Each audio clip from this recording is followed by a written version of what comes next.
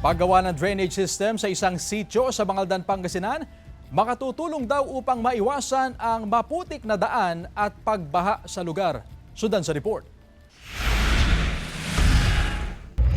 Sa tulong ng lokal na pamahalaan ng Bangaldan, Pangasinan, nawakasan na ang dekadang problema ng mga residente ng Sitio Anyani sa Barangay Malabago. Konkreto at may drainage na rin ang kanilang kalsada na dating maputik at bahain dahil sa mababang antas nito. May habang 55 meters ang kalsada at 41 meters covered drainage. Kaming mga council ay pumunta kay Mayor tapos sinabi namin yung problema yun at agad naman na tinugunan ng ating Mayor. Kaya nagawa po yun na with drainage po, with cover.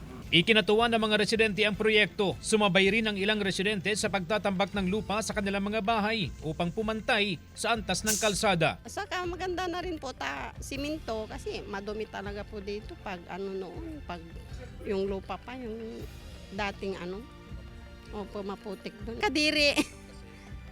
Kasi po yun nga po, madumi, ganyan, hindi nadaanan namin, tubig. Kasama si Henry Duminsil, CJ Torida, One North, Central Luzon.